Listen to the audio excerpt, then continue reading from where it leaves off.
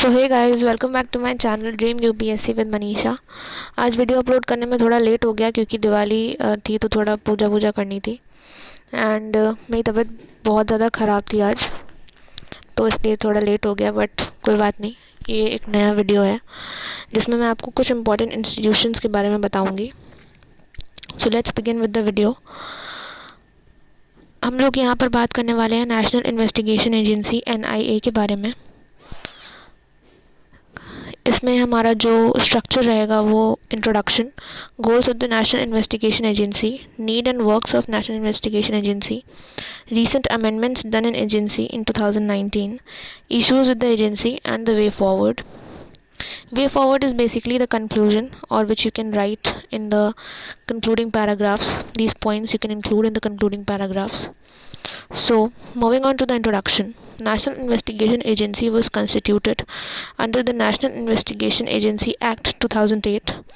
It is a central agency investigating and prosecuting offences affecting India's sovereignty, security and integrity against atomic and nuclear facilities, smuggling in high quality counterfeit Indian currency. It implements international treaties, agreements, conventions and resolutions of the UN. It's an agency and other international organizations.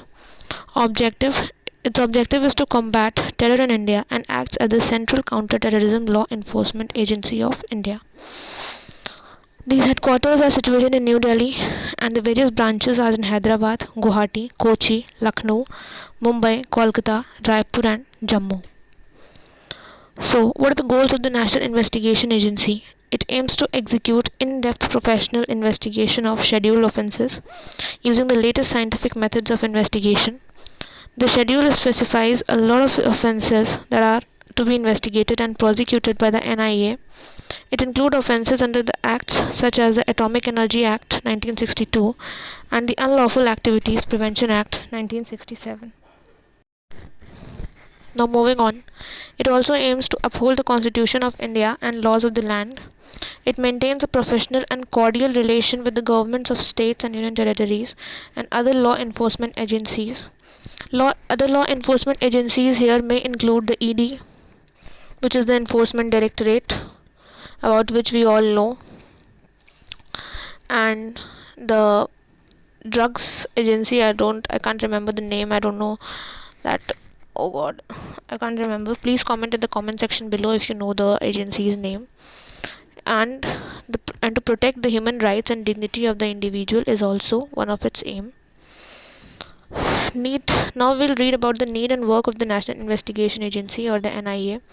It was created to investigate offences related to terrorism and certain other act post 2008 Mumbai terror attacks.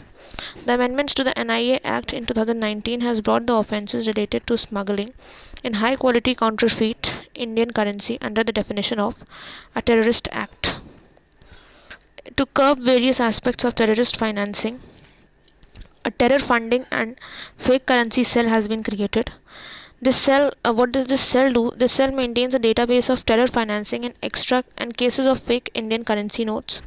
It also conducts a part of investigation into terror financing aspects of regular cases, verification of bank accounts of the suspects that are linked with Naxalite groups. And last, an exclusive left-wing extremism LWE cell effectively deals with the cases related to terror financing aspects of Naxalite groups. If we see the recent amendment done in 2019, these include: it allows the NIA to investigate the following additional offences like human trafficking, offences related to counterfeit currency or banknotes, manufacture or sale of prohibited arms, cyber terrorism, and offences under the Explosive Substance Act 1908.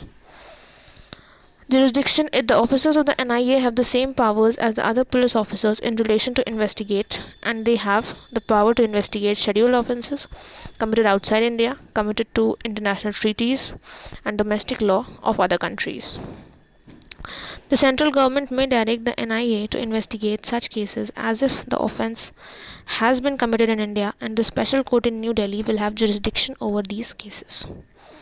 The central government of India the central government for the trial of scheduled offences, constitutes one or more special courts under section 11 and 22 of the NIA Act 2008. Composition of a special court shall be presided over by the judge to be appointed by the central government on the recommendation of the Chief Justice of the High Court, and if required, central government may appoint additional judges on the recommendation of the Chief Justice of the High Court. The central government for trial of scheduled offences constitutes one or more special courts under Section 11 and 12 of the NIA Act 2008. It is repeated because there was one more point here. Where any question arises as to jurisdiction of any special court, it shall be referred to the central government, whose decision in the matter shall be final. As we all know that Supreme Court has the final authority always. So if the high courts cannot decide or the judges cannot pass a decision which is fair and unbiased, it shall pass to the Supreme Court, and henceforth the decision of the Supreme Court shall be deemed to be final, as we all know. The last issues related to the National Investigation Agency. Sometimes there is an overlap of jurisdiction. For example, under Schedule 7 of the Constitution, the maintenance of public order and police forces are the matters of state list. However, criminal law forms part of the concurrent list, and national security comes under the domains of the union list. Also, not every criminal offence in the Act is a threat to national security and sovereignty, and states have the competence to deal with the same. The amendment puts Section 66F of the Information Technology Act into the schedule listing offences, and Section 66F deals with cyber terrorism, but India does not have a Data Protection Act, and there is no definition of cyber terrorism. Amendment to the NIA Act also gives the agency authority to investigate crimes committed by persons who are against Indian citizens or affecting the interest of India.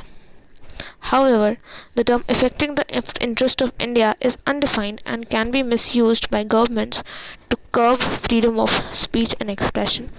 इसके recent examples हम लोग देखते हैं. मैं अपने मुंह से बताना नहीं चाहूँगी कि कौन कौन से examples हैं. People who are aware must be knowing. And एक मेरे सर थे जिन्होंने बहुत पहले मुझसे कहा था कि पॉलिटिक्स के बारे में वही बात करते हैं जिनके पास और कोई काम नहीं होता. सो क्योंकि यहाँ पे आया है कि misuse by the governments to curb freedom of speech. Since हम लोग यूपी वाले हैं, मतलब आई थिंक कि बहुत सारे यूपी वाले होंगे यहाँ पे जो रिलेट कर पा रहे होंगे, तो they must be knowing very well कि what does freedom of speech and expression means and what does curbing of freedom of speech and expression mean here. Now further, the laws do not mention affecting the interest of India as an offence. Now, the way forward, if we look at the conclusion, maintaining balance between the fundamental freedoms and the interests of the state by drawing a line between individual freedom and state obligation to provide security is a case of classical dilemma, and it is up to the officers to ensure professional integrity, follow the principle of objectivity, and avoid any misuse. Terrorism is undoubtedly a big threat and must be tackled with stringent counter-terrorism laws, but it should not be used arbitrarily and must be used with caution. There is a greater role for the judiciary here to carefully examine the cases of alleged misuse. Hence, arbitrariness and subjectivity under the law should be checked through judicial review.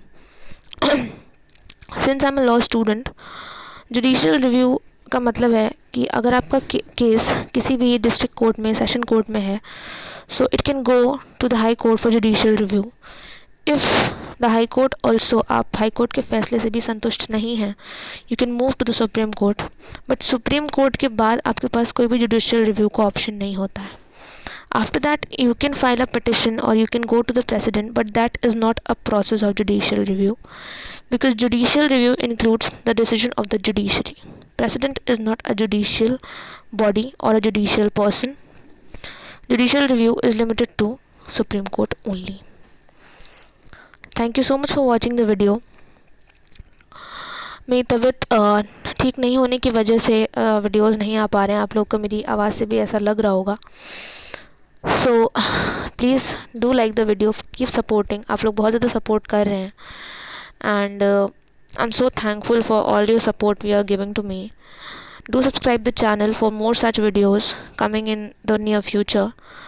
और मैं कोशिश करूँगी कि मैं जल्दी जल्दी ही videos upload करूँ, बिकॉज आई नो आप लोग वेट कर रहे होंगे वीडियोस के.